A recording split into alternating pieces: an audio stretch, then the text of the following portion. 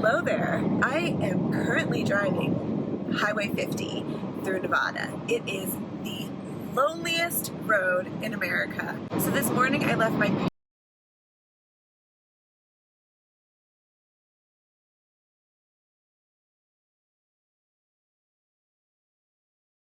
parents' house in Utah, and my grandma and one of my aunts is currently also there, which is why I went, because I wanted to visit them. And last night my grandma was telling me the story of how her parents, so my great-grandparents, were, they had a car called a Covair, something like that. We'll have to look it up. And they converted it to camp in it, and they had little Coleman stove and a Coleman tent, which is like exactly what I have. And my great-grandmother, she had like 2 outfits, and she would just wash her clothes, and they went on a 3-month adventure living out of their car. And my grandma was like, it's just in your blood, you're just doing, you just got the genes. And I was like thinking, I sure do. Like, that's why I live in my car, is so that I can travel. For me, I'm fortunate enough that it is an option for me. This is the lifestyle that I have chosen. It does mean that I left my hometown that I've established for the past 20-ish, 15 years. And, you know, I left my job there and my friends, but I'm still in contact with so many of my friends and my family. And so, although there are times that I have felt lonely, in general, I don't.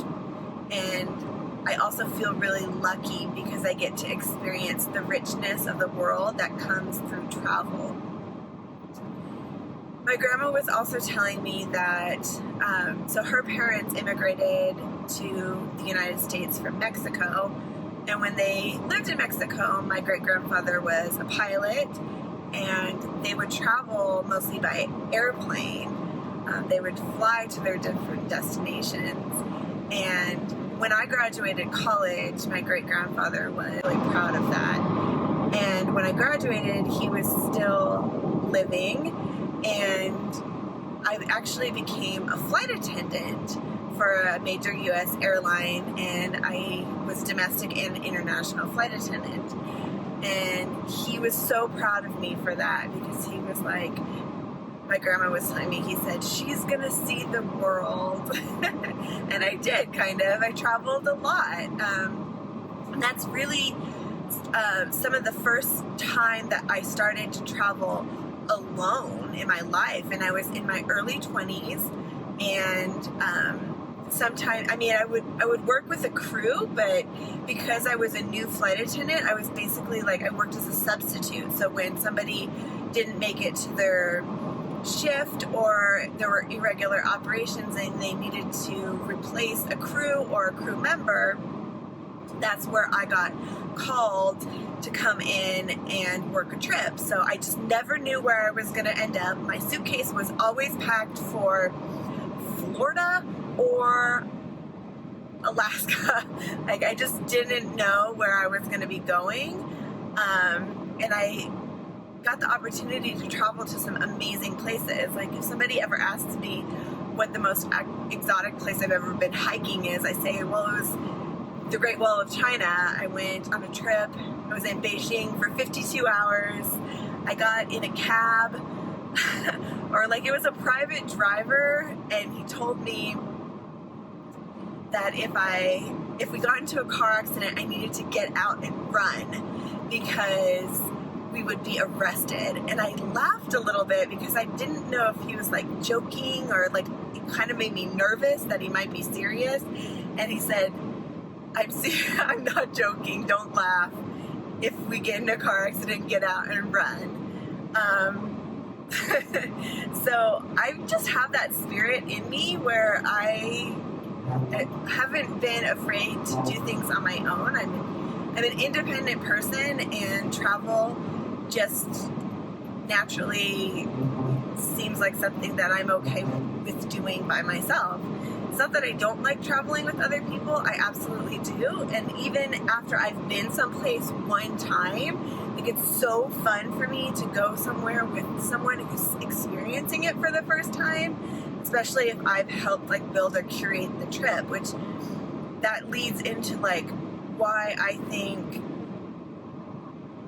that I really am so passionate about wanting to build a business around travel. Like, in case you're not aware, I am working on starting my own travel company where I create, curate, where I lead trips into the backcountry, and also I want to work towards doing trips that are international with cultural and historical based in an outdoor background. Like, that is one of my major goals right now, is working towards building this company that can offer these trips so that I can take people out and have them experience, you know, these things for the first time. Because for me, it's so rewarding to see somebody experience it like that.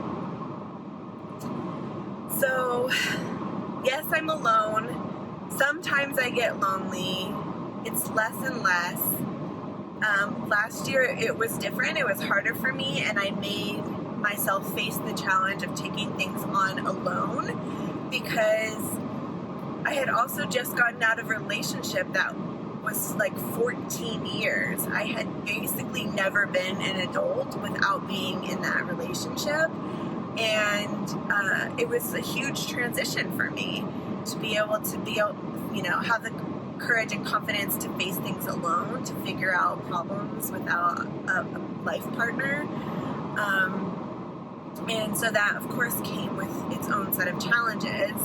And I'm really glad that I took on that head on and just hit the road and did my thing and faced it alone. And I do have like a really supportive, wonderful friend group.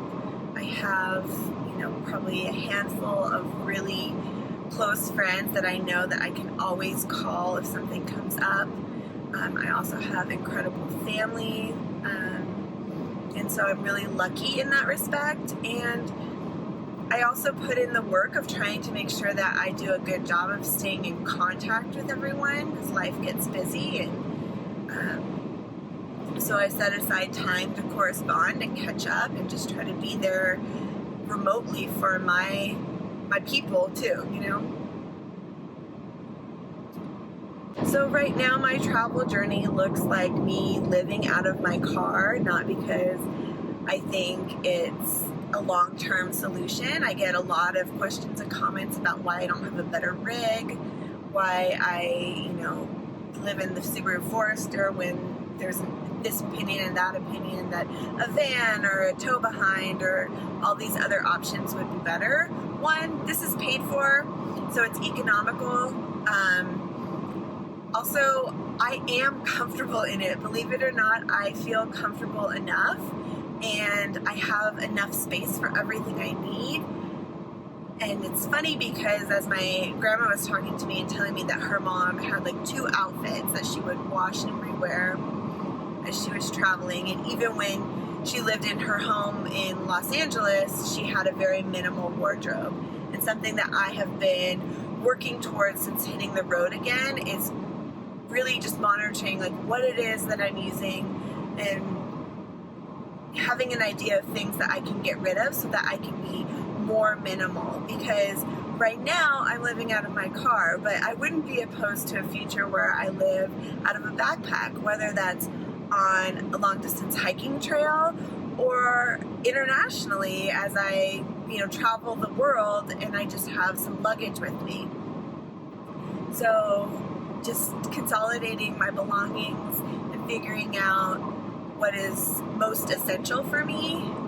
But I already know what's most important for me, and that is to experience the richness of life, those experiences and the knowledge that I can get from engaging in different environments, different cultures, and challenging myself to be okay with being uncomfortable so that I can have these incredible experiences and memories.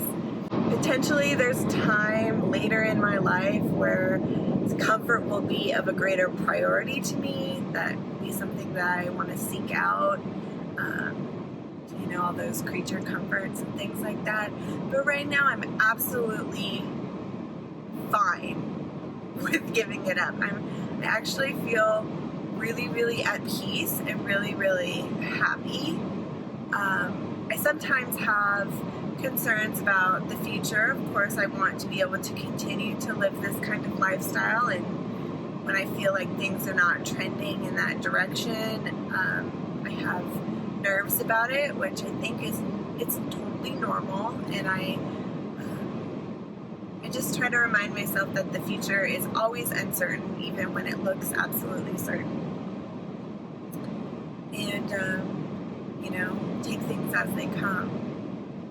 That's so much about what it is to live on the road and live a life of travel, and that's something that I definitely learned in my early 20s when I was a flight attendant, because things changed all the time, and it's the same thing being on the road.